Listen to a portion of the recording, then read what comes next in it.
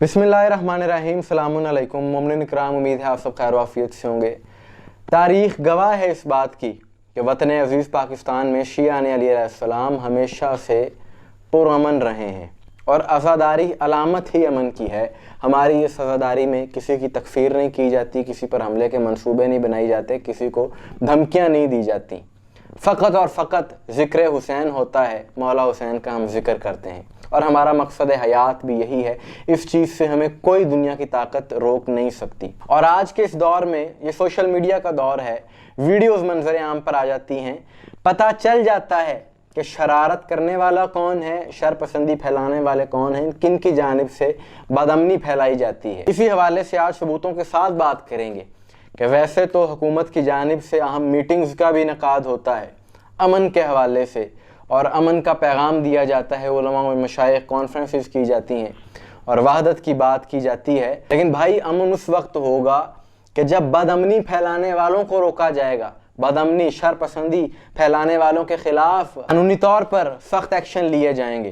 कि आज 30 अगस्त 2024 पाकिस्तान के दारुल हुकूमत इस्लामाबाद में एक कलादम जमात की जानिब से रैली का इनेकाद किया गया, जलसा किया गया, जिसमें सरेआम शिया मसलक की तकफ़ीर की गई, शियों को धमकियां दी गई और यहाँ तक कि पाकिस्तान के इंटीरियर मिनिस्टर जनाब मोहसिन नकवी साहब को भी बुरा भला उसमें कहा गया। और ये रैली क्यों निकाली गई? इसलिए निकाली गई कि चहलुम में इमाम हुसैन अलैहिस्सलाम के मौका पर जो वफ़ादारान हुसैन अपने घरों से पैदल चल कर जुलूसों में गए, हाथों में अलम अब्बास थामे हुए, तो इस चीज़ को रोकने के लिए, इसकी मुखालफत करने के लिए इन्होंने ये रैली निकाली। और वीडियो बयानात मौजूद हैं जिसमें सरेआम आईने पाकिस्तान की खिलाफ वर्जी की गई, पैगाम पाकिस्तान बयानिए की खिलाफ वर्जी की गई और एक मौलवी मोहसिन नकवी को ललकार कर कहता है कि तुम 90 की दहाई भूल गए हो, हम तुम्हें याद करवाएंगे और शियों का जीना मुश्किल कर देंगे। दारुल हुकूमत इस्लामाबाद के अंदर बैठे हुए मोहसिन नकवी को ये मुखातब करके कहना चाहते हैं, याद रखो तुम मसनद इक़्तिदार में बैठकर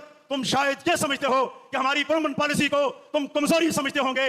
शियों का जीना आराम कर दिया जाएगा, शियों का चंदा आराम कर दिया जाएगा। फिर एक मौलवी इमाम बारगाह की तरफ इशारा करके कहता है कि अगर हम चाहें तो इसकी ईंट से ईंट बजा दें। कॉपीराइट्स पॉलिसी की वजह से और दीगर मामलात की वजह से सारी वीडियोज़ यहाँ पर नहीं चलाई जा सकती सोशल मीडिया पर, लेकिन सब कुछ मौजूद है। यहाँ पर दो इंतहाई अहम बातें हैं।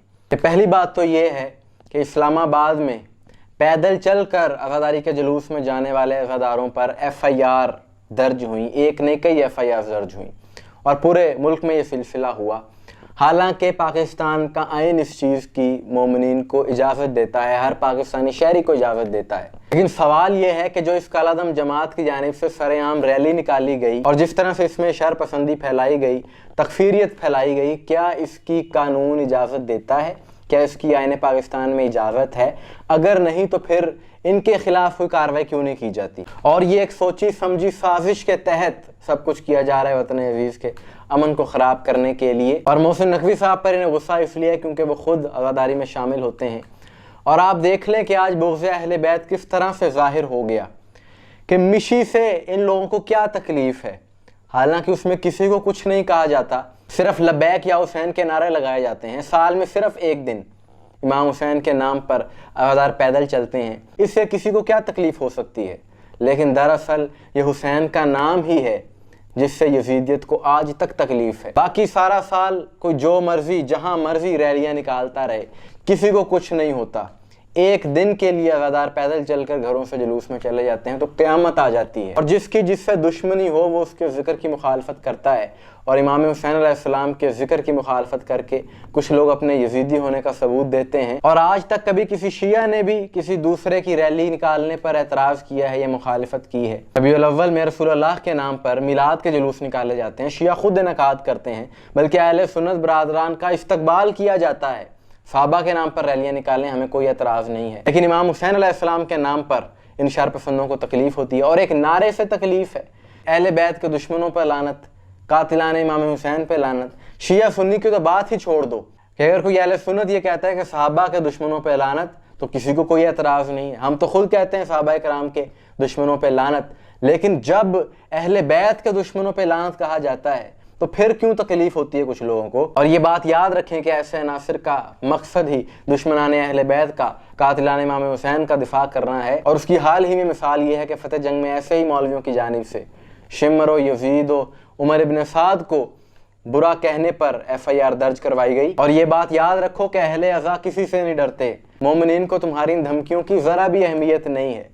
ذکر حسین تم نہیں روک سکتے، جتنی مرضی کوششیں کر لو۔ ذکر حسین علیہ السلام یہ نواسہ رسول کا ذکر، اس کو اللہ نے بلندی عطا کی ہے، اللہ نے اسے ساری دنیا میں پھیلا دیا ہے، تم روک نہیں سکتے، تم کچھ بھی نہیں کر سکتے۔ مولا حسین کا ذکر بھی ہوتا رہے گا، یزید پر لعنت بھی پڑتی رہے گی۔ 1400 سالوں سے یہ کوششیں یزیدیوں کی جانب سے جاری ہیں، مومنین کو شہید کرتے ہیں، ذکر حسین کو دبانے کی کوشش کرتے ہیں، لیکن حسینیت زندہ باد رہی ہے اور زندہ باد ہی رہے گی۔ اور اس دور میں یزیدی اہل بیت پر بازار شام میں پتھر برسا رہے تھے، اور آج ویڈیوز کے ذریعے سب نے دیکھ لیا کہ جلوسوں پر آج سے کچھ یزیدیوں نے بھی پتھر برسائے گھروں کی چھتوں سے۔